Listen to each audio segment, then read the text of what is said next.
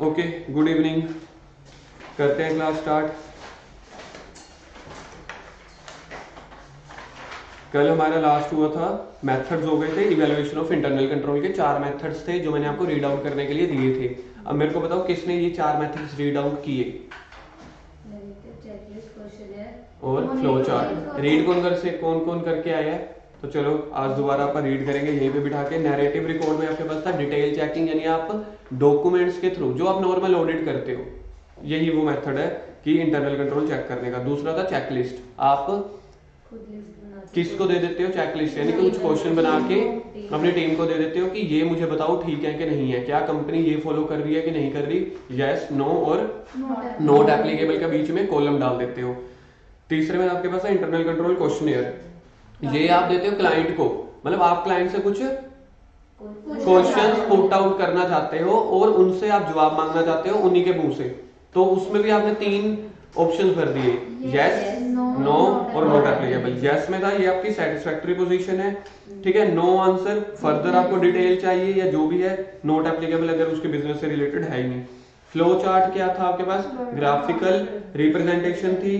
It minimise the narrative, यानी कि जो पहले वाला था ना नैरेटिव वाले, उसके अपोजिट है ये। Birds eye view of system चलता है और सिग्निफिकेंट फीचर ऑफ बिजनेस आप यूज करते हो। आ गया testing of internal control. Testing of internal control में टेस्ट ऑफ कंट्रोल इंक्लूड्स, ये हमारा पिछले चैप्टर में सारा कुछ हो चुका है। टेस्ट ऑफ कंट्रोल का इतना टॉपिक चला नहीं था, अगर आपको याद हो। टेस्ट ऑफ कंट्रोल के ऐसे हैं ऐसे 330 में बड़े सारी चीजें आई थी टेस्ट ऑफ कंट्रोल के, तो ये वहां पे आया था। तो इसलिए हम यहाँ पे तो नहीं करने वाले। टेस्ट ऑफ कंट्रोल को लिख दो पूरे को, self read and also covered in chapter 3।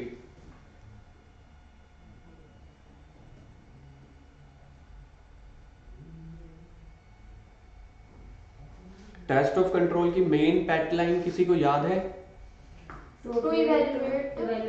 Operating effectiveness of internal control, यही होती थी। सबसे पहले होता था रैप। रैप की पैटलाइन क्या होती थी? टू अंडरस्टैंडिंग द 3 चीजें, entity, environment and internal control.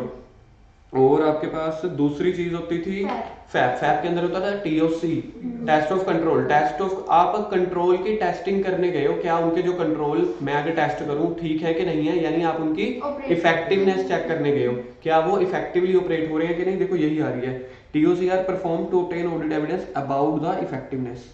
इसको आप मेन सर्कल करोगे, अबाउट द इफेक्टिवनेस,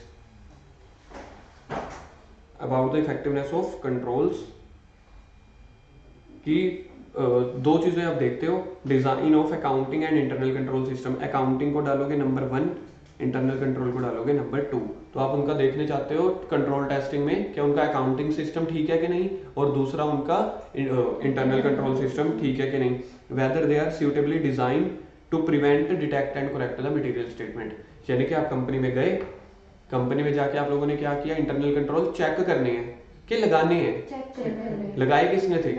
मैनेजमेंट ने। तो आप चेक करने जा रहे हो और ये देख रहे हो कि उनका 2 चीजें, कौन कौन सी 2 चीजें, उनका अकाउंटिंग सिस्टम सूटेबली डिजाइन है कि नहीं, और internal control system suitable design है कि नहीं। क्या के लिए? To prevent, detect and correct the material misstatement. And operation, operation वही ऑपरेटिंग है, operating operation of internal control, क्या उनका इंटरनल कंट्रोल के ऑपरेशंस वो ठीक से चल रहा है कि नहीं चल रहा, ये होता था मीनिंग। और टेस्ट ऑफ कंट्रोल में क्या क्या इंक्लूड्स होती हैं, ये पहले भी आप कर चुके हैं। देखो इन्होंने वही सेम चीजें बोल दी, मैं सर्कल करवा देता हूँ। इंस्पेक्शन, टेस्ट ऑफ कंट्रोल में इंस्पेक्शन कर लो, इंक्वायरी कर लो, रीपरफॉर्मेंस कर लो, टेस्टिंग करके देख लो। ऑलरेडी आ चुके हैं ये चीजें। इंस्पेक्शन डॉक्यूमेंट्स की करके देख लो, इंक्वायरी लोगों से पूछ के देख लो, साथ में ऑब्जर्वेशन भी है, रीपरफॉर्मेंस करके देख लो, टेस्टिंग ऑफ इंटरनल कंट्रोल करके देख लो। ये पता है किसका एक और टॉपिक होता था? बिल्कुल ठीक है, methods of obtain audit evidence, लेकिन उसमें 7 थे, है ना। Methods to obtain audit evidence, similar topic, इसको मैं ये लिख रहा हूँ, आप लोग भी लिख लो। ऐसे 500 में था और ऐसे 500 आपके चैप्टर 3 में होता था।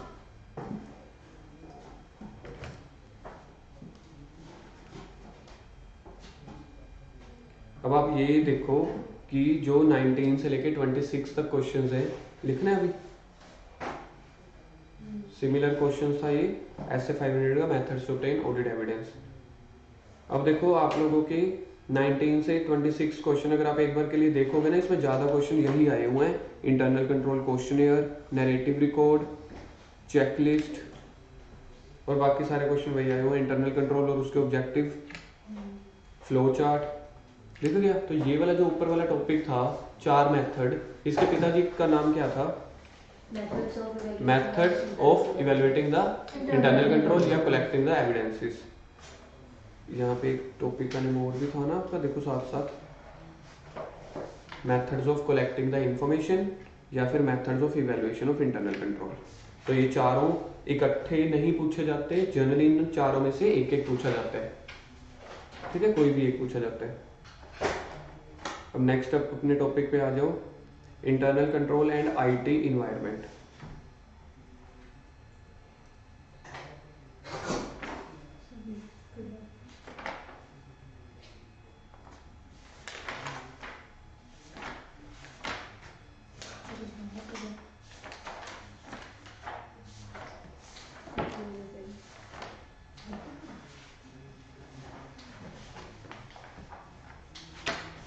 तो internal control and IT environment, ये चीजें बात 2 बार कर चुके हैं इस चैप्टर में भी, जहाँ पे CIS भी आया था और एक आईटी प्रोसेस वाला भी आया था।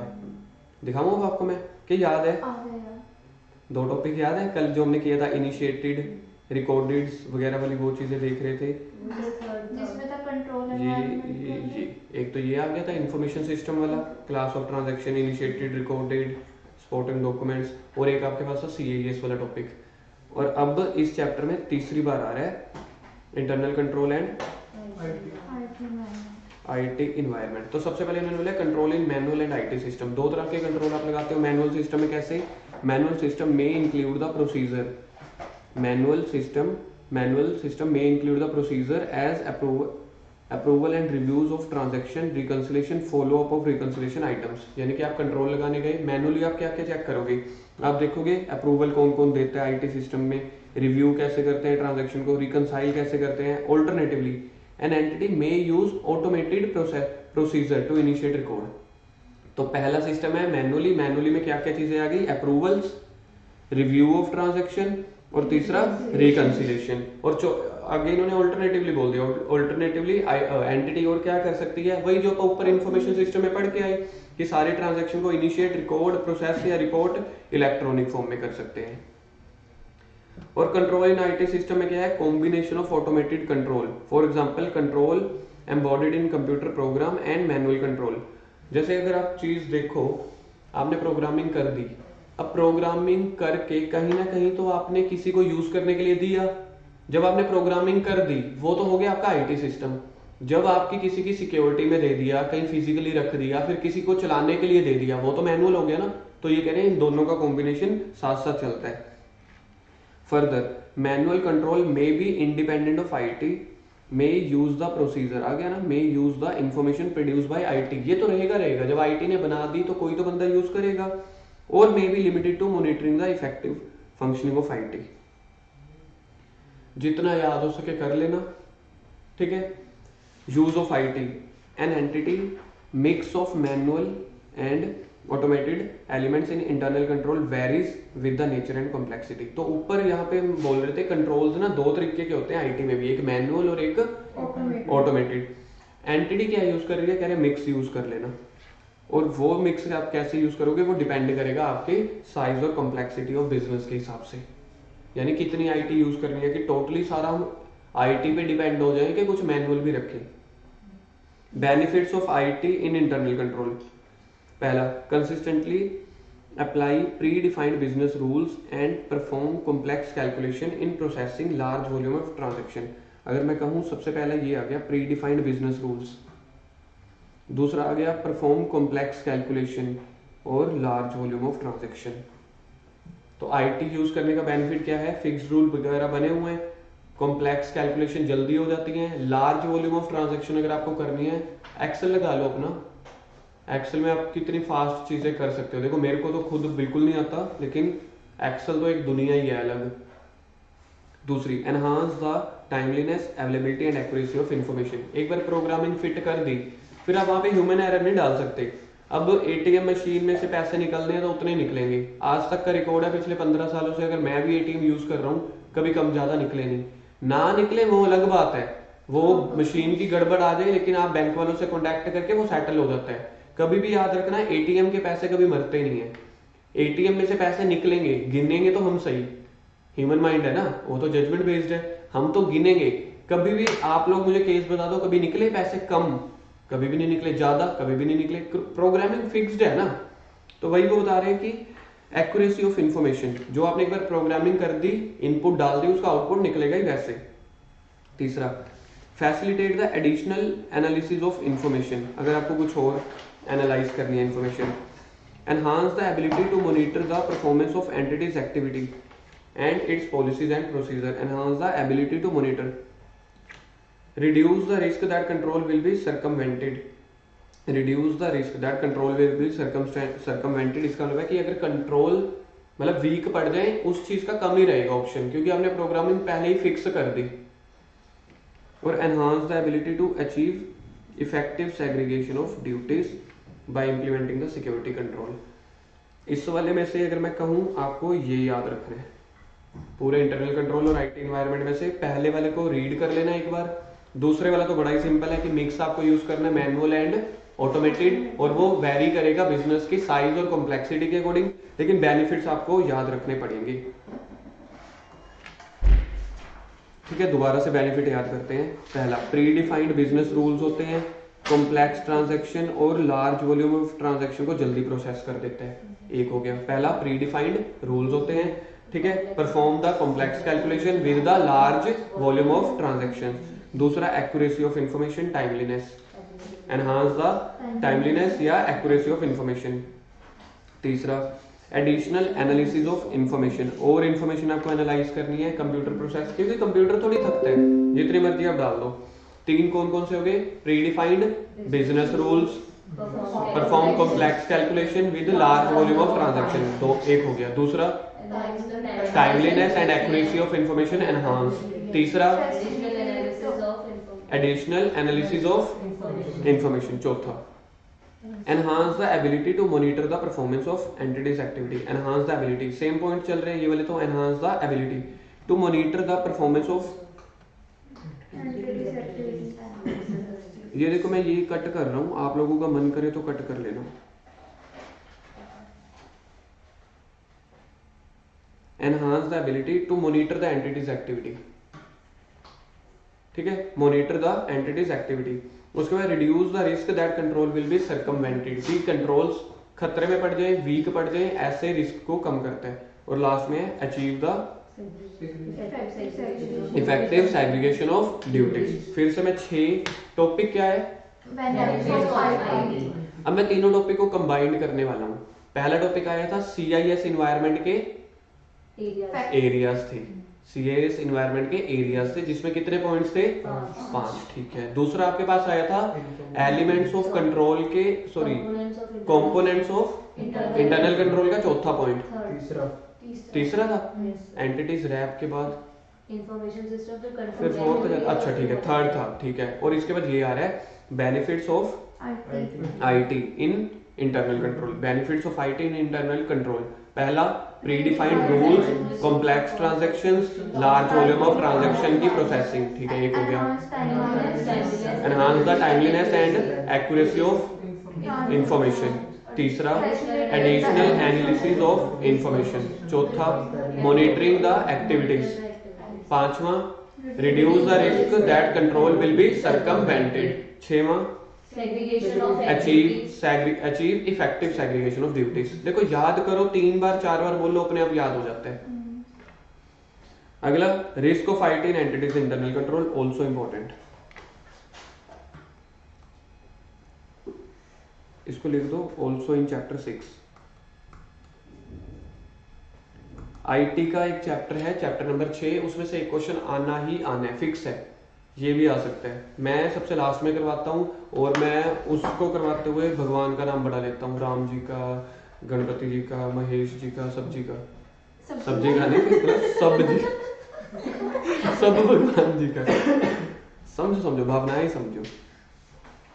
आप भी समझ जाए ना जब ओरल टेस्ट लेते हो।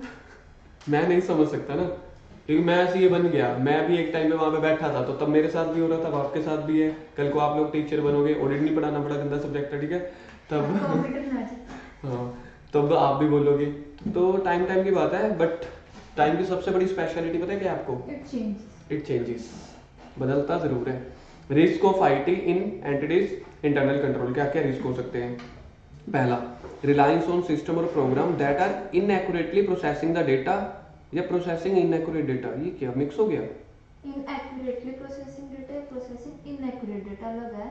सेम है क्या अलग है? अलग है। पक्की बात है? हाँ जी। क्योंकि मेरे को हर बैच में ही बोल देते हैं हाँ सर ये मिस्टेक हो गई, मैं जान के पहले ना ये बोलता हूँ कि ये तो गलत हो गया, बच्चे कहते हैं हाँ गलत हो गया। ये आपकी जागरूकता दर्शाता है। पहला तो, अगर आप सिस्टम के ऊपर ज्यादा रिलायंस कर रहे हो, रिलायंस मतलब विश्वास, है ना, अगर आप सिस्टम या प्रोग्राम्स के ऊपर विश्वास कर रहे हो लेकिन वो इनएक्यूरेटली प्रोसेस कर रहा है डेटा, समझ रहे हो, वो कैलकुलेशन ही गलत कर रहा है। और दूसरा क्या मतलब हुआ? प्रोसेसिंग इनएक्यूरेट डेटा, जब आपने डेटा इनपुट ही गलत डाले। तो पहला, इसलिए ये आपका रिस्क रहेगा क्या क्या, अगर आप प्रोसेसिंग कर रहे हो इनएक्यूरेट डेटा की, या फिर इनएक्यूरेट प्रोसेसिंग हो रही है डेटा की। दूसरा, unauthorised access of data that may result in destruction of data, inaccurate recording of transaction. Particular risk may arise where multiple user access the common database. कल मैंने आईटी वाले पॉइंट में ना सारे ये वाले बोले थे, अगर आपको याद हो। तो ये कह रहे हैं अनऑथराइज्ड एक्सेस अगर लेके जाते हो डेटा का, आपके पास पावर नहीं है, फिर भी चलाने लग गए, आप ऑथराइज्ड ही नहीं हो, तो आप डेटा को मिसयूज कर सकते हो। और यहाँ पे बोल रहे हैं अगर मल्टीपल यूजर कॉमन डेटाबेस को बड़े सारे यूज करते हैं। अब देखो, आपने जीएसटी की रिटर्न्स भरनी है, आपकी आर्टिकलशिप चल रही है, कभी कोई भरता है कभी कोई भरता है, कंप्यूटर एक है। अब आप तो कह सकते हो ना ये मैंने नहीं भरी, ये तो उसने भरी थी, या फिर सेम डेटा है, डेटा लीक हो गया, वही 8 आर्टिकल्स थे, 6 आर्टिकल थे, 5 आर्टिकल थे, वही 1 या 2 या 3 सिस्टम थे। अब मुझे क्या पता कौन उठा के गया, या तो पर्सनल सभी का है ना, वहां से लीक हुआ, बात तो समझ आई। एक ही कंप्यूटर है, 5-6 आर्टिकल में से जिसको जो टाइम मिलता है वहां पे यूज कर लिया, तो डेटा गलत हो सकता है। मल्टीपल यूजर है कॉमन डेटाबेस पे, तो वो आपका रिस्क रहेगा अगर डेटा डिस्ट्रक्ट हो गया। पॉसिबिलिटी रहती है IT personnel gaining the access privilege beyond those necessary. हमने उसको बोला भाई जर्नल एंट्री पास कर दे, ठीक है, डेप्रिसिएशन का चार्ट मैं अलग बनाता हूँ एक्सेल में, वो नहीं करना तुझे, उसने जर्नल एंट्री पास करने के लिए बोला, वो एक्सेल भी चलाने लग गया, डेप्रिसिएशन चार्ट भी। तो जहां तक हमने उसको पावर दी थी वो उससे ज्यादा एक्सेस करने लग गया, तब भी ये आपके क्या है, रिस्क है। Unauthorised change to data in master file. आपने सीधा सीधा मास्टर फाइल समझते हो ना? 5 कंप्यूटर हैं, एक प्रिंटर है, एक प्रिंटर कौन सा है आपका? वर्किंग, नेटवर्किंग वाला। अगर आपने उसको ही चेंज कर दिया, क्योंकि वहीं से आपने कनेक्ट करना है कि बाकी 5 लैपटॉप से भी प्रिंटर वो प्रिंट आउट निकल आए या कुछ भी, तो अगर आपने मेन मास्टर फाइल को ही चेंज कर दिया तो बाकी की प्रोग्रामिंग अपने आप ही हिल जाएगी। अनऑथराइज्ड चेंजेस टू सिस्टम और प्रोग्राम, सेम है फोर्थ की तरह, वो मास्टर फाइल में चेंज कर रहे हो, यहाँ पे आप प्रोग्रामिंग चेंज कर रहे हो। Failure to make necessary changes, यानी कि no update, no timely update. Update करते रहना था लेकिन आपने अपडेट किया नहीं। आपने बोला जीएसटी बड़े अच्छे से किया था, भाई अमेंडमेंट भी तो करनी पड़ती है ना। आपने 1 साल पहले बैच लगाया, अमेंडमेंट करी नहीं, आपने बोला बहुत अच्छे से आता है, पेपर करके आ गए, भाई आता है अच्छे से लेकिन अपडेट तो रहना पड़ेगा ना साथ साथ। इनएप्रोप्रिएट मैनुअल इंटरवेंशन, लोग ही बड़े आते हैं, भाई मैं चलाऊंगा, हट यार, पंजाब में 7 बजे के बाद दारू पी के लोग आते हैं, हट आज मैंने चलाने थे कंप्यूटर तो ऐसा नहीं चलेगा। पोटेंशियल लॉस ऑफ डेटा और inability to access data as required. आपको जब डेटा चाहिए था तब उसको आप टाइमली एक्सेस ही नहीं कर पाए, तो जब टाइमली एक्सेस नहीं कर पाए, किसी को मेल भेजनी थी भेज नहीं पाए, 12 बजे तक आपको एंटर दबाना ही था, यानी कि कोई रिटर्न फाइल करनी थी, नहीं कर पाए, तो ये वो चीज़ है। तो ये हैं जो आईटी में रिस्क रहने ही वाले हैं। अगर मैं रैंडमली बोलूँ क्या है, अगर आपने अनऑथराइज चेंज कर दिया मास्टर फाइल में, अनऑथराइज चेंज कर दिया प्रोग्रामिंग या सिस्टम्स में, 2 हो गए। कोई पर्सन है आईटी पर्सन, वो बियॉन्ड इट्स पावर एक्सेस ले रहा है, 3 टाइमली अपडेट नहीं कर पाए, 4 इनएक्यूरेट प्रोसेसिंग डेटा या प्रोसेसिंग इनएक्यूरेट डेटा, 5 हो गए। और दिखते हैं लॉस ऑफ डेटा। सेकंड वाला अनऑथराइज्ड एक्सेस कर रहे हो आप डेटा की, या फिर multiple user same common data को ज्यादा लोग यूज कर रहे हैं। 6 हो गए। मैनुअल इंटरवेंशन ज्यादा से ज्यादा होती है। और 8th आपके पास है inability to access the data. कभी इनएबिलिटी आ रही है एक्सेस डेटा को लेके, कभी ज्यादा एक्सेस आ रही है। क्लियर? जल्दी से एक बार नजर मारो ये वाले पॉइंट्स पे अपने आप।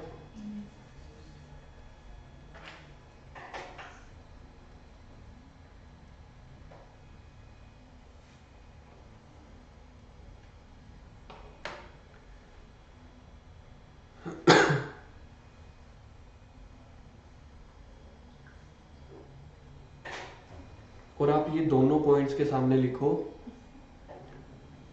Expected to come in exam. ये दोनों बेनिफिट या रिस्क में से ई में तो वो होगा ना कि एग्जाम का क्वेश्चन आ चुका है, डाल दो जैसे भी। लेकिन जब आप लिखोगे ना ये चीज एक्सपेक्टेड टू कम, उसके इमोशंस बदल जाते होते हैं। तो इसको लिखो, हाँ, expected to come in exam. ये वाला भी और वो वाला भी, मतलब दोनों टॉपिक्स, बेनिफिट एंड रिस्क। जो पिछले साल का पेपर था ना, पिछले साल कौन सा हुआ आपका, मई 18 वाले, मई 18 वाला, मई 19 वाला, मई 19 वाला 38 मार्क्स का पेपर सीधा सीधा वो आया था जो हमने यहाँ से टेस्ट सीरीज ली थी, जिसमें लैंग्वेज भी सेम आई थी। मई 19 में सेम क्वेश्चंस। ऑडिट का 38 मार्क्स का आया था और एडवांस अकाउंटिंग का 54 मार्क्स का। ये वो है जो खुद मैंने एडवांस अकाउंटिंग में, यानी कि कुछ फिगर्स जरूर थोड़ी सी चेंज हो गई थी, लेकिन आप डेटा समझते हो ना, एडजस्टमेंट सेम, डेटा सेम, बिल्कुल सेम। तो एडवांस अकाउंटिंग का मई 19 में, इस बार थोड़े कम आए, लेकिन मई 19 में 54 मार्क्स का एडवांस का पेपर आया था टेस्ट सीरीज में से, और इसका आया था 38 का।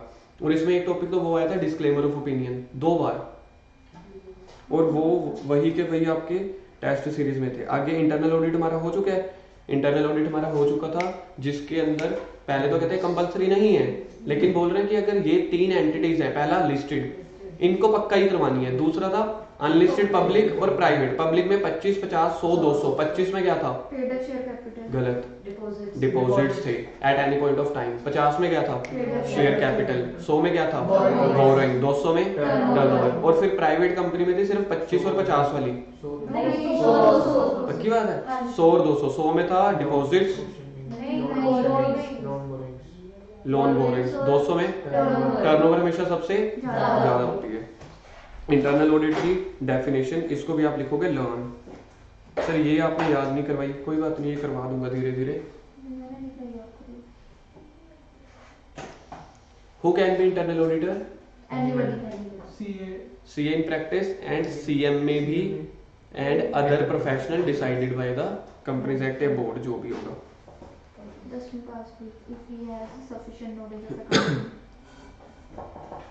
अब आगे आपके पास आ रहा है internal audit function. Internal audit function, अब देखो ध्यान से, थोड़ा सा रिलैक्स।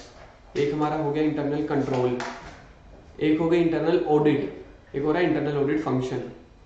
क्या क्या हुए हैं? Internal control, internal audit, internal audit function. हमने डेफिनेशन इंटरनल कंट्रोल की याद करी हुई है कि इंटरनल ऑडिट की? इंटरनल कंट्रोल की। अभी ऑडिट की मैंने ज्यादा याद नहीं करवाई, ठीक है। इंटरनल ऑडिट फंक्शन की अपनी डेफिनेशन है। वेट, थोड़ा सा और मैं आपको नजारा दिखाता हूँ। Next topic internal financial control. Relax. पहले क्या थी? इंटरनल कंट्रोल, फिर ऑडिट। इंटरनल ऑडिट की डेफिनेशन कम में पूछा जाएगा, उसकी एप्लीकेबिलिटी ज्यादा पूछी जाती है, तो यहाँ से थोड़ा काम आसान हो जाता है। तीसरी अभी इंटरनल फाइनेंशियल कंट्रोल। अब ये क्या है? सॉरी, इंटरनल ऑडिट फंक्शन था ऊपर वाला, अब क्या है? इंटरनल, ठीक है। Wait, internal control over financial reporting.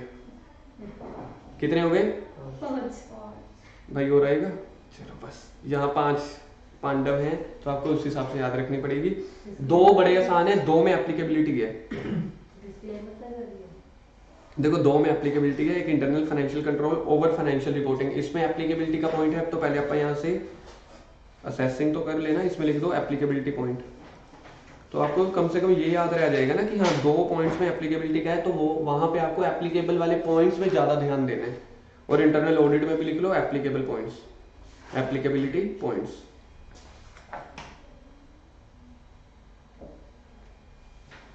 Internal control हो चुका है, वो तो देखा जाए तो पूरा का पूरा ग्रंथ था यार, कंपोनेंट थे, मेथड्स थे, पता नहीं क्या क्या ही था, जर्नल प्रोसीजर थे, एस्पेक्ट थे। फिर इंटरनल ऑडिट, इंटरनल ऑडिट में हमारे पास एप्लीकेबिलिटी आई थी, लिस्टेड की 25, 50, 100, 200 की, 100, 200 की। उसके बाद आ रहा है इंटरनल ऑडिट फंक्शन।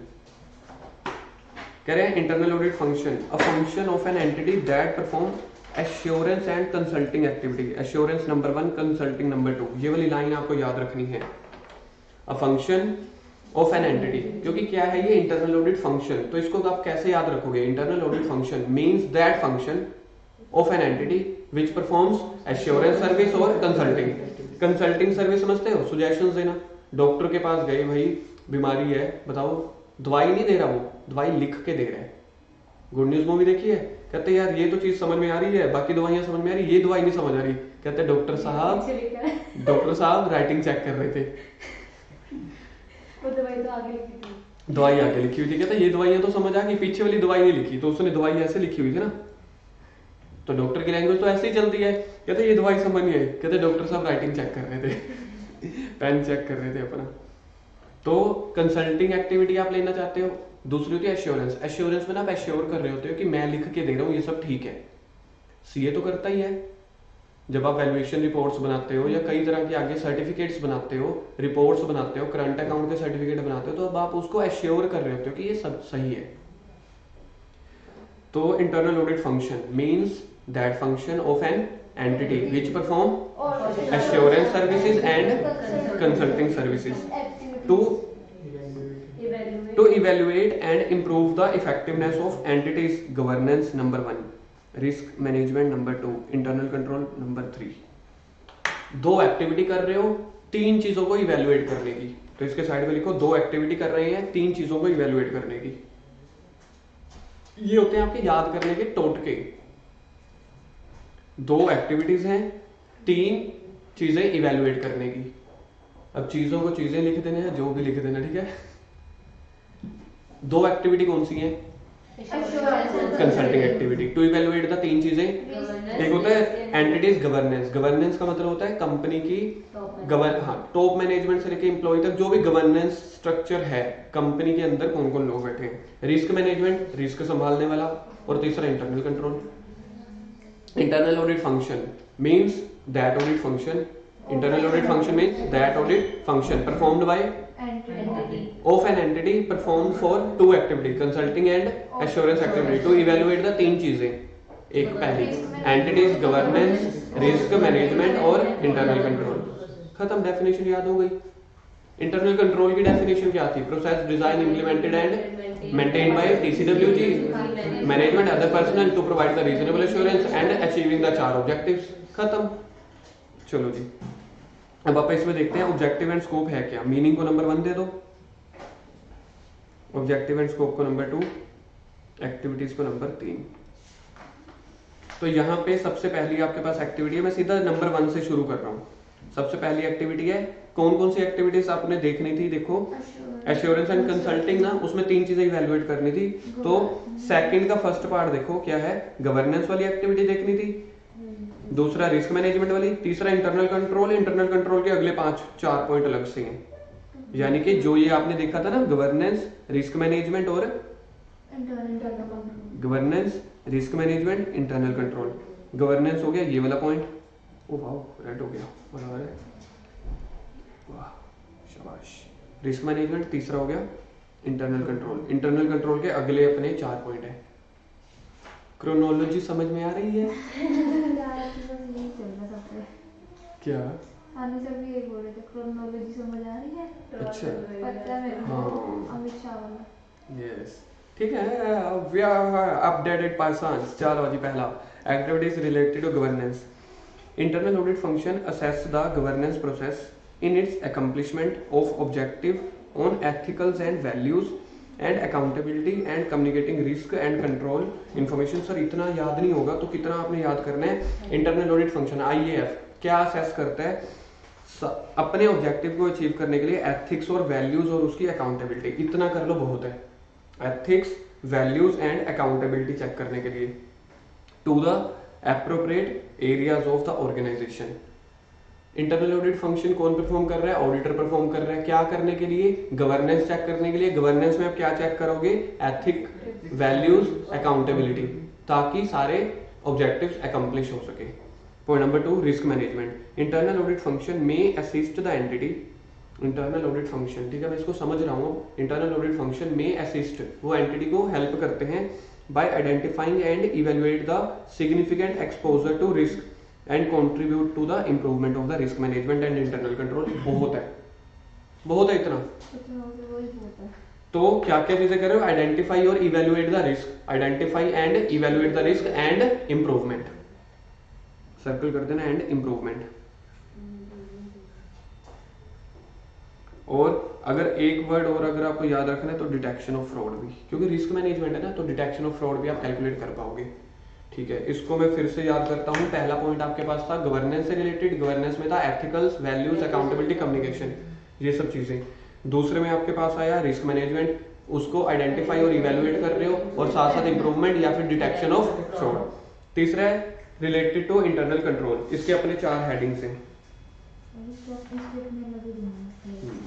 पहला है इवेल्युएट, इसमें आप क्या करोगे? हेडिंग भी याद कर लोगे, बहुत है इस वाले में। पहला इवेल्युएशन ऑफ इंटरनल कंट्रोल, क्योंकि आपने 3 चीजों को इवेल्युएट कर रहे थे, गवर्नेंस को, रिस्क मैनेजमेंट को, हो गया इंटरनल कंट्रोल। इंटरनल कंट्रोल की इवेल्युएशन में पहला आ रहा है कि पहले इंटरनल कंट्रोल को इवेल्युएट करो, जाके वहां पे देखो। दूसरे में बोल रहे हैं एग्जामिनेशन करो फाइनेंशियल और ऑपरेटिंग इन्फॉर्मेशन को। फाइनेंशियल इन्फॉर्मेशन में आपको यही journal, trial balance, balance sheet, FS सब कुछ मिल जाएगा। अदर इन्फॉर्मेशन में नंबर ऑफ एम्प्लॉइज, उनके आने जाने का टाइम, सैलरी कैसे डिसाइड करते हो, एचआर में कौन बैठा है, आईटी में कौन बैठा है, ये होगी अदर इन्फॉर्मेशन। एमओए कंपनी का क्या है। तीसरे में रिव्यू ऑफ ऑपरेटिंग एक्टिविटीज, ऊपर में आपने क्या देखा था? इन्फॉर्मेशन देखी थी। अब जो भी एक्टिविटीज है ना कंपनी के अंदर चल रही है, उसको रिव्यू कर लो। पहले में आपने देखा इवेल्युएट द इंटरनल कंट्रोल, दूसरे में आपने देखा एग्जामिनेशन कर लो फाइनेंशियल या अदर इन्फॉर्मेशन को। फाइनेंशियल इन्फॉर्मेशन में सब कुछ आ जाएगा जो आपको पता है, एफएस। अदर इन्फॉर्मेशन में एमओए, सैलरी की डिटेल और नंबर ऑफ एम्प्लॉइज, ये एम्प्लॉय टर्नओवर रेशियो, हाँ ये सब चीजें मुझे पता है, पोस्ट भी चल रही है आपकी। तीसरा आपके पास है review of operating activities. Operating activities आपकी क्या होती हैं? कामकाज। कामकाज में ये वर्ड्स याद रख लेना, इकोनॉमी, एफिशिएंसी और इफेक्टिवनेस, ये चेक कर लेना कि वो सस्ते से सस्ता हो रहा है कि नहीं हो रहा, एफिशिएंटली टाइम से हो रहा है कि नहीं हो रहा, स्पीडली हो रहा है कि नहीं, और फिर सारे लॉ और रेगुलेशन को कंप्लाई कर रहे हैं कि नहीं। हार्ड कुछ नहीं है अगर आप सिस्टमैटिक करो। डन। एक बार फिर से टॉपिक का नेम क्या है बिना देखे? Internal audit function, that function of entity which performs consulting and assurance and consulting activity to evaluate the 3 चीजें। पहले governance, risk management and internal control. Governance में था ethicals and values and accountability so that accomplish the objectives. दूसरा risk management, evaluate and identify the exposure to risk and to improvement and to detection of fraud. तीसरा evaluation of internal control, इसके अंदर पहला था evaluation of internal control, दूसरा examination of financial and other information, तीसरा review the operating activities जिसमें economy, efficiency, effectiveness of company के कामकाज चेक करने हैं, और चौथे में review of compliance with rules and regulation, क्या कंपनी सारे लॉज एंड रेगुलेशंस को, क्या कंपनी सारे लॉ और रेगुलेशन को कंप्लाई करती है कि नहीं करती।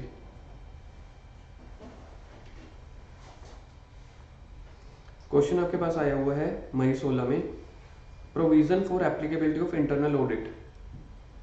ये कौन सा क्वेश्चन हुआ? Internal audit. आंसर क्या हुआ इसका? जो अपन ने लिस्टेड 25 पहला लिस्टेड कंपनीज, फिर अब लिखो, आप लोग भी लिखो, पहला लिस्टेड, दूसरा पब्लिक। पब्लिक में बस ऐसे ही लिख देना 50, 25, 50, 100, 200, 25, 50, 100, 200। 25 में क्या होता था? डिपॉजिट। 50 में शेयर कैपिटल, 100 में लोन लिख दो, 200 में टर्नओवर। तीसरा आपके पास होता था प्राइवेट। प्राइवेट में क्या चलता था? 100, 200, ऐसे ही लिख लो बस।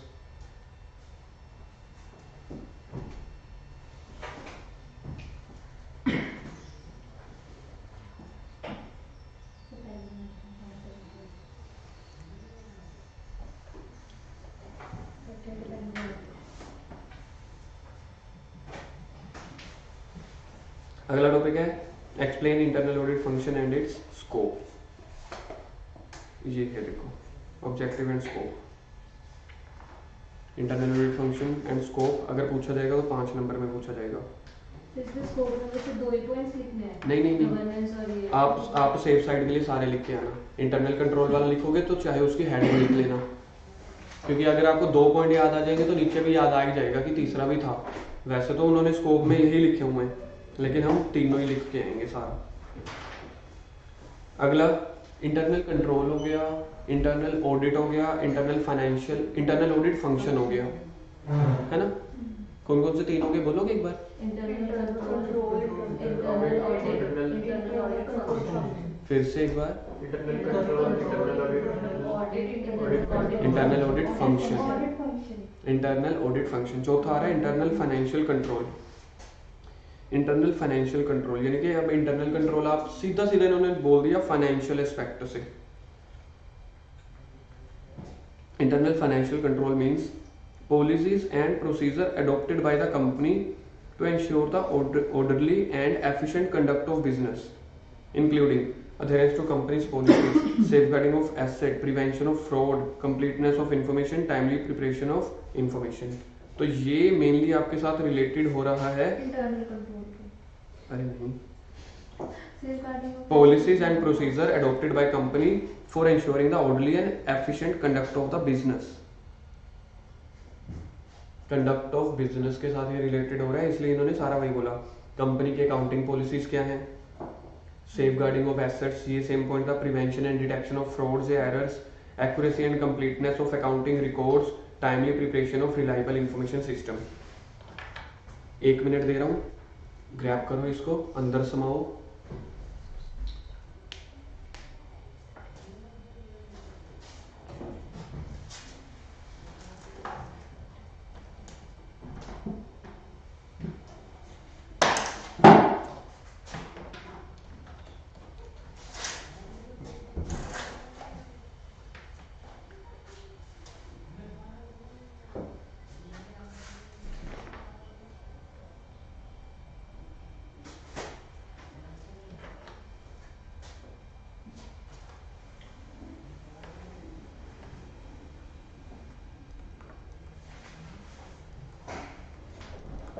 हर चीज को टाइमली किया करो, एज सुन एज पॉसिबल। हर चीज को जो मैं देता हूँ ना टाइमली किया करो, एज सुन एज पॉसिबल। इसी के साथ आपकी इसकी मेमोरी टेक्निक तैयार हो गई। ए से अधेरेंस, एस से सेफ गार्डिंग ऑफ एसेट, उसके बाद ए से एक्यूरेसी एंड कंप्लीटनेस, पी से prevention and detection, as soon as possible, और उसके बाद आपके पास क्या टाइमली, ये टाइमली है।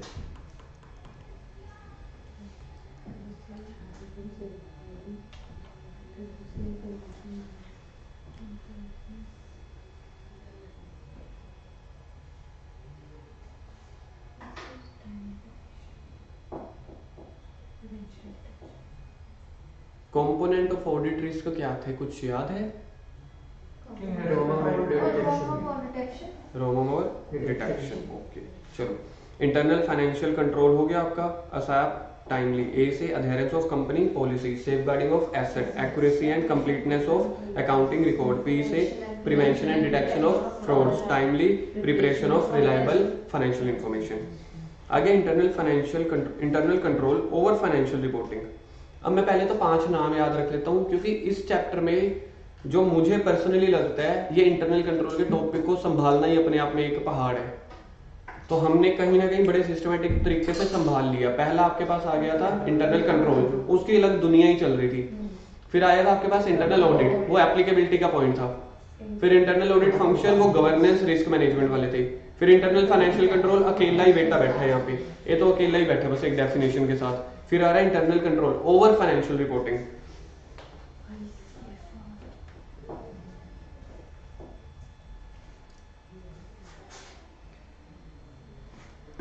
देखो यहाँ पे क्या होता है कि 2 टाइप्स ऑफ ओपिनियन होते हैं ऑडिटर के। एक होता है क्लीन, एक होता है मॉडिफाइड। अब मुझे बताओगे ऑडिटर जो है ओपिनियन किसके ऊपर देता है? एफएस पे। तो 2 टाइप्स ऑफ ओपिनियन होता है, एक होता है on FS, true and fair view, जिसके ऊपर आप देते हो।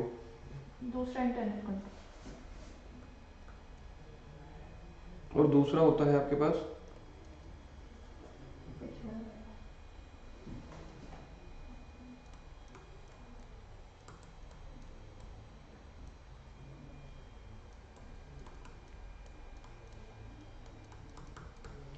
वैसे किसी भी चारों पांचों टॉपिक में कभी भी ओपिनियन की बात नहीं आ रही थी, अगर आपको याद हो।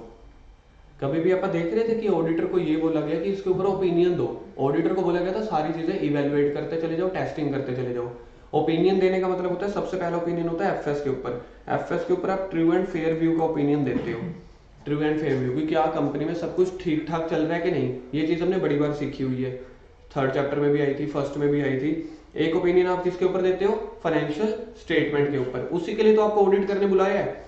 दूसरा ओपिनियन देते हो on effectiveness of internal control over financial reporting. Financial reporting वही आपके अकाउंटिंग रूल्स रेगुलेशंस वगैरह, एएस। तो ये जो है ना आपके पास internal control over financial reporting, देखो क्या है meaning. On the other hand internal control over financial reporting is required where auditor are required to express the opinion. पहले तो ये सर्कल करो, required to express opinion on effectiveness of entities internal control over financial reporting, कि company का खुद का accounting, company का खुद का फाइनेंशियल रिपोर्टिंग के ऊपर कैसा कंट्रोल, इंटरनल कंट्रोल होता है। देखो एक इंटरनल कंट्रोल तो अपना जर्नल चलता जा रहा था, ठीक है, process design implemented and maintained by the management, internal control था ना।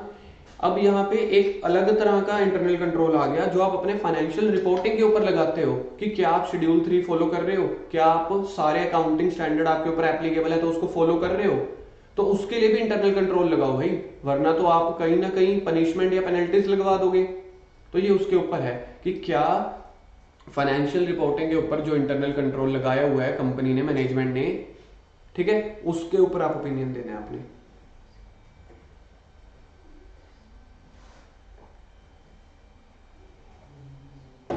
फिर से मैं बोलूंगा, देखो क्या शब्द है, opinion on the effectiveness of internal control, और कौन से वाला, over the FR.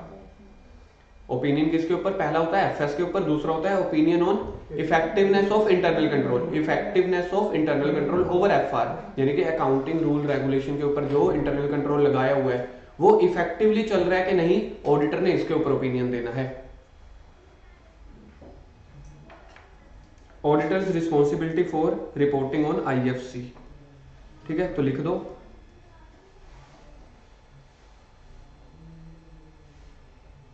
provided in Companies Act, provided in Companies Act 2013 section जी। इस सेक्शन ने कंपनी ऑडिटर को बोला गया, इस सेक्शन ने कंपनी ऑडिटर को बोला कि आपने ना कंपनी में जाके इंटरनल कंट्रोल जो एफआर का है उसके ऊपर भी ओपिनियन देना है कि कंपनी में आईएफसी लग रहा है कि नहीं लग रहा, effectiveness of internal control over financial reporting. बस इतना याद रख लेना, बाकी तो इसको आप अपने आप रीड कर लेना। Effectiveness of internal control over financial reporting.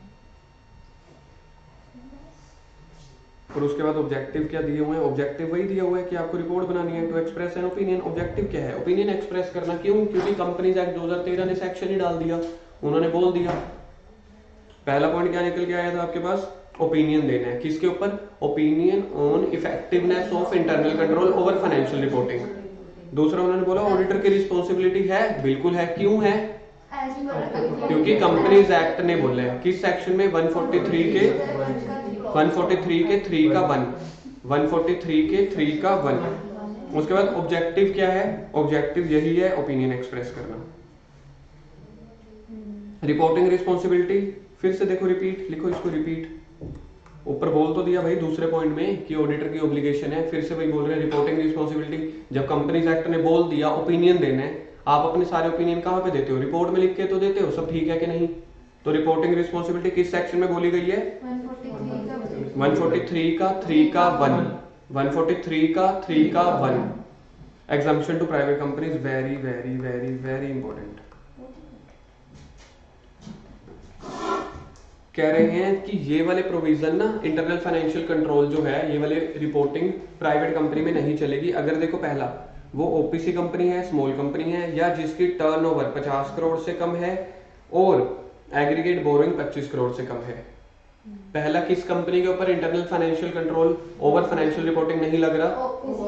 OPC या स्मॉल कंपनी के ऊपर। दूसरा उन्होंने बोला जिसकी टर्नओवर 50 करोड़ से कम है या फिर और बोरोइंग 25 करोड़ से कम है। मुझे ना एक पॉइंट आप लोग याद दिलवाना है, यहाँ और या एंड को मेरे को ना एक बार के लिए चेक करना है। अगर तो यहाँ पे और है, यानी कि आपकी अगर दोनों लिमिट में से कोई भी लिमिट क्रॉस ना हुई तो आप बच गए। ठीक बोल रहा हूं मैं? अगर दोनों लिमिट क्रॉस हो गई फिर तो करवाना ही करवाना है। और का मतलब क्या है? अगर मैं आपको यहाँ पे एग्जांपल लेता हूं इस सेकंड पॉइंट के साथ कि मेरी टर्नओवर तो है 40 करोड़ और मेरी जो बोरोइंग्स है, लोन है, वो है 30 करोड़। तो एक लिमिट तो मेरी कम हो गई ना, एक लिमिट तो मेरी 50 करोड़ से नीचे है, तो कह रहे हैं कि आप एग्जाम्प्ट हो, आपको इंटरनल फाइनेंशियल कंट्रोल नहीं करना। एंड में ये और में ये है। ध्यान से देखो, एक कंडीशन तो सेटिस्फाई हो रही है, तभी तो ये बोल रहे हैं shall not apply to a private company. ऊपर एप्लीकेबल का पॉइंट नहीं चल रहा, नॉट एप्लीकेबल का पॉइंट चल रहा है। कह रहे हैं अप्लाई नहीं होगा अगर उसकी टर्नओवर कम हो गई या फिर ये कम हो गई। दोनों में से कह रहे हैं कोई भी एक चीज अगर आपकी इससे कम हुई, लेस देन 50 करोड़ या लेस देन 25 करोड़, तो इसका मतलब है आपकी टर्नओवर 40 करोड़ है, लोन 30 करोड़ है, तो एक लिमिट तो कम हो रही है ना। तो एक लिमिट कम हो रही है तो इसको इसके साथ रिलेट करो, शैल नॉट अप्लाई, तो यानी कि एग्जम्पशन मिल जाएगी। आया समझ? और दूसरा अगर मैं कहता हूं ये आपका 60 करोड़ है और वो 30 करोड़ है, तो दोनों में से कोई भी कम नहीं है तो इंटरनल फाइनेंशियल कंट्रोल लग जाएगा, एग्जम्पशन नहीं मिलेगी। तो यही मैं कह रहा हूं कि मेरे को ना यहाँ पे याद दिलाना, और एंड को मेरे को चेक करना है। हम अभी कर लेते हैं और एंड चेक। और ही है, और ही है, और ही है, ये कह देते हैं।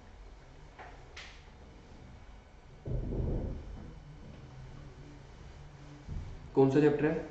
4। Audit risk and internal control और इसका असेसमेंट एंड इंटरनल कंट्रोल।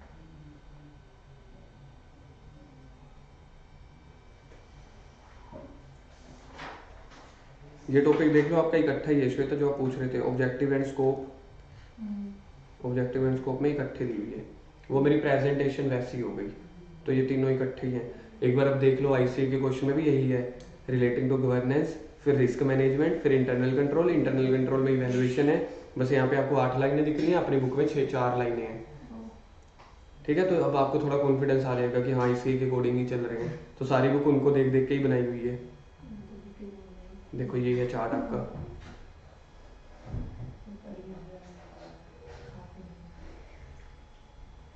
ये है ना internal control, financial control over financial.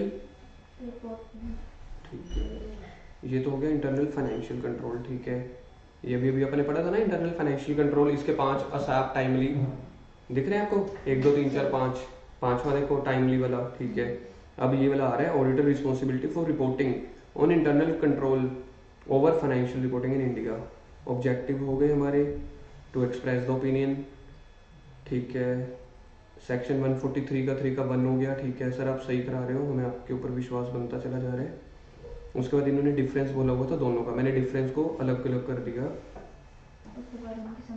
एग्जामिशंस नहीं दी हुई इन्होंने,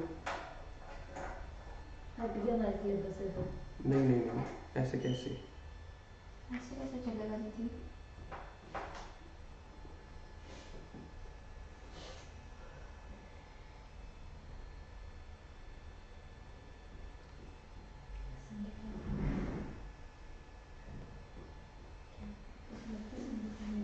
ये आईसीए ने देखो मल्टीप्लाई किया हुआ है ऑडिट रिस्क को, समझ गए? प्रोडक्ट है। हाँ, अब मेरे को खुशी हुई। अच्छा ये हुआ कंपनी ऑडिट। सेक्शन कौन सा था? 40 143 के 3 का 1।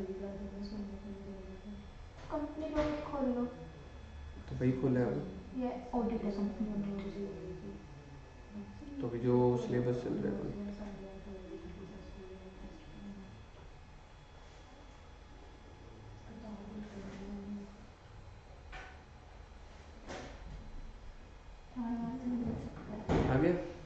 ओपीसी हो गया, स्मॉल हो गया, companies having turnover less than 50 crore as per and aggregate borrowing from the bank और फाइनेंशियल इंस्टीट्यूट। मिल गया आपको? इसी के ऊपर मेरे को डाउट था क्योंकि मेरे को पता था पिछली बार एक मुझसे गलती हुई जरूर थी। टॉपिक देख लेते क्या है। How ever it may be noted that reporting requirement, अभी अभी आप देख रहे थे रिपोर्टिंग रिक्वायरमेंट लग रही थी on adequacy of internal control financial control with reference to shall not be applicable to a private company. जो क्या होनी चाहिए? ओपीसी नहीं लगेगा, स्मॉल कंपनी नहीं लगेगा, कंपनी हैविंग टर्नओवर 50 करोड़ से कम एंड बोरोइंग 25 करोड़ से कम। तो यानी कि अब आप उसको ठीक करो। यहाँ अनुज इसको ईआर कर ले, एंड है ये भयंकर मिस्टेक थी। इससे तो एक एमसीक्यू गलत हो सकता था। इससे एमसीक्यू केस स्टडी सब कुछ गलत हो सकता था, तो आप इसको एंड कर लो। अब मैं इस एग्जांपल को दोबारा से ड्राफ्ट करना चाहता हूँ। मेरी टर्नओवर 40 करोड़ है और लोन 30 करोड़ है। अगर तो मेरे दोनों चीजें ही नीचे हो लिमिट से तब एग्जम्पशन मिलेगी, अदरवाइज नहीं। तो यानी कि एग्जांपल लिखो ये वाली, if turnover 40 crore and loan 30 crore, exemption not available, exemption not available.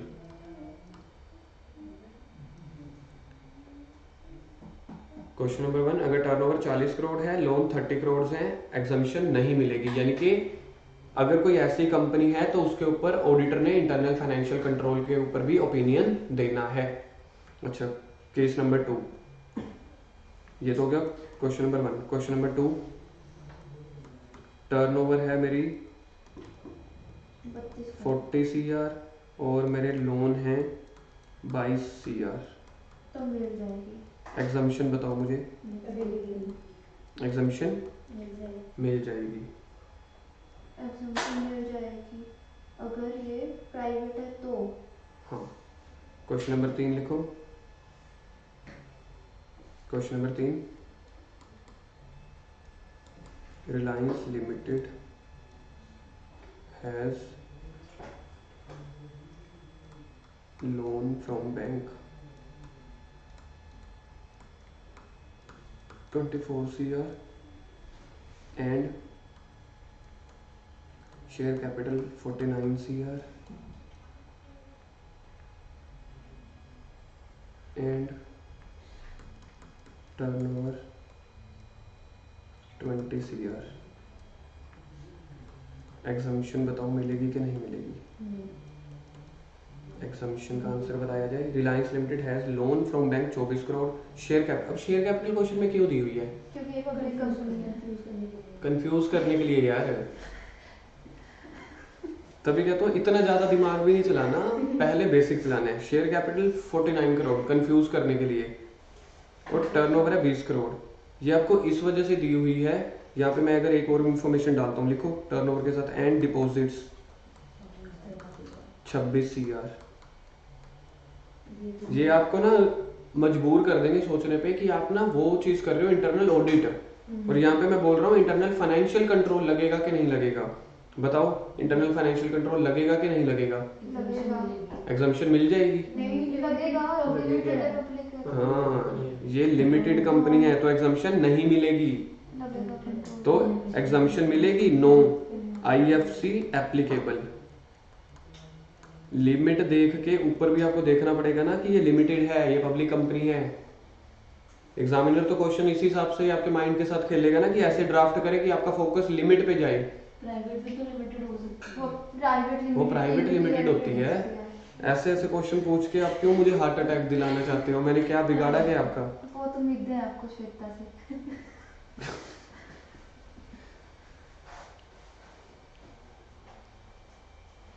बधाइयाँ जी बधाइयाँ, चैप्टर खत्म हो गया।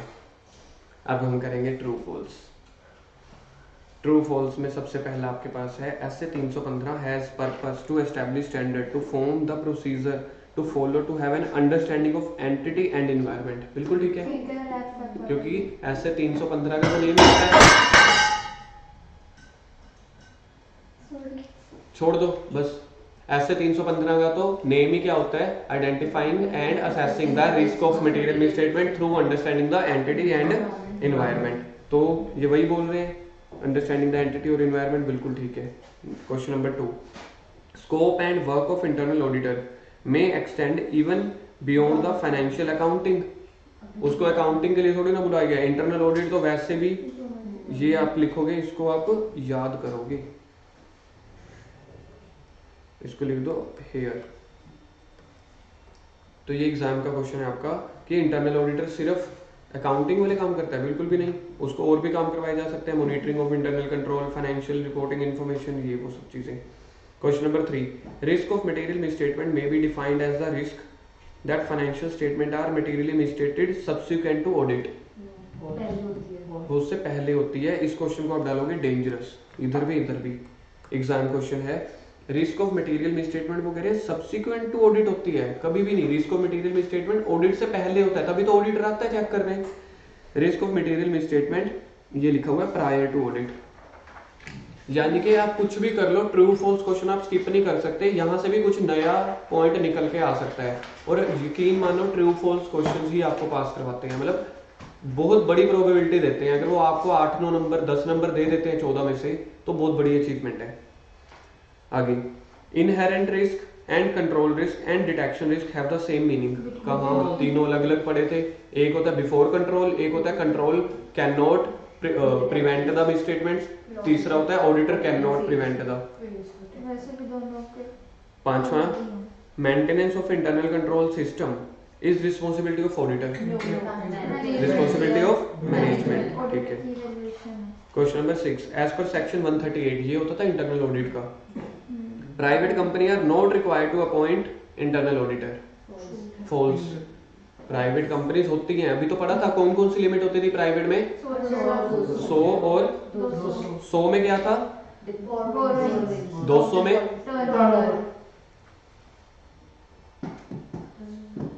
पब्लिक कंपनी में कौन कौन सी लिमिट होती थी, 25 क्या होती थी, 50, 100, 200। क्वेश्चन नंबर 7 पे आ जाओ, इंटरनल कंट्रोल क्वेश्चनियर।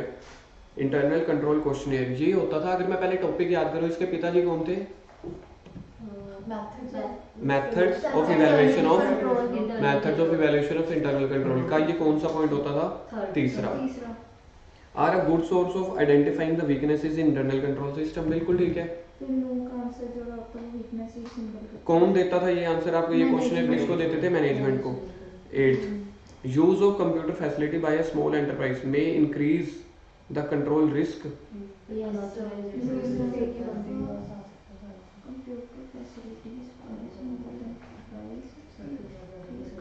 इसको आप लिख दो learn here as it is.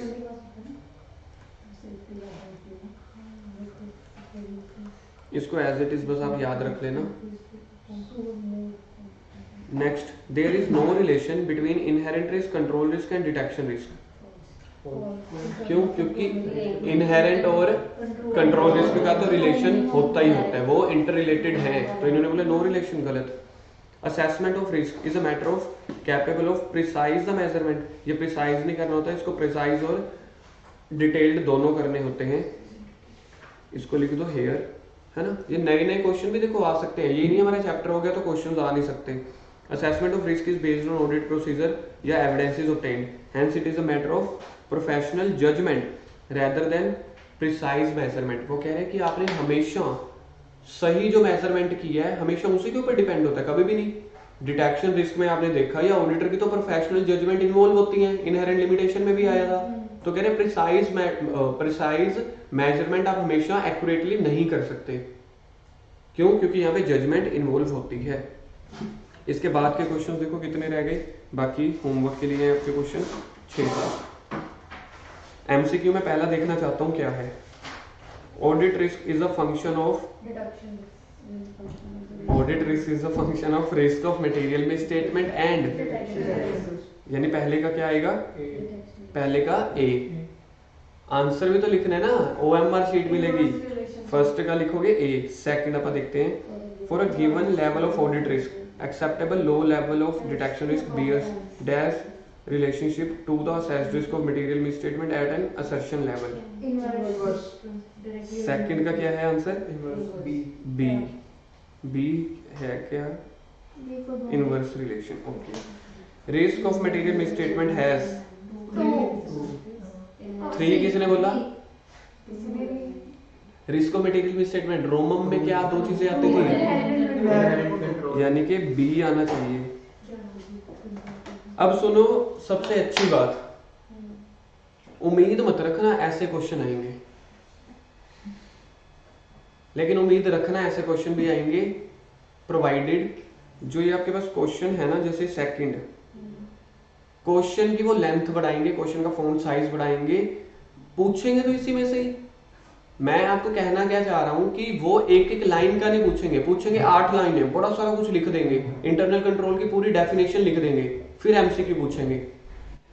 Question तो इसी टाइप के होंगे, लेकिन उनका जो वो लैंग्वेज है वो बड़ी कर देंगे. समझ में आ गया? अगर इंटरनल कंट्रोल की डेफिनेशन ही लिख देंगे फिर हमको क्वेश्चन तो वही लिख देंगे. एमसीक्यू की बातें हो रही है. हाँ तो एमसीक्यू में हम डेफिनेशन तो दे देंगे. सही कहा. ऐसा भी होता है, अभी एमसीक्यू पे ही क्वेश्चन आया था उसमें थ्योरी में भी. हाँ आ जाता है, बिल्कुल आ जाता है. पिछली बार आए तो थे शायद टेक्स्ट में आए थे, पता नहीं लॉ में आए ये थे. लॉ में लॉ में आए थे ना. हाँ. इसी के साथ आपके इस चैप्टर की समाप्ति होती है. हमारा स्कूल में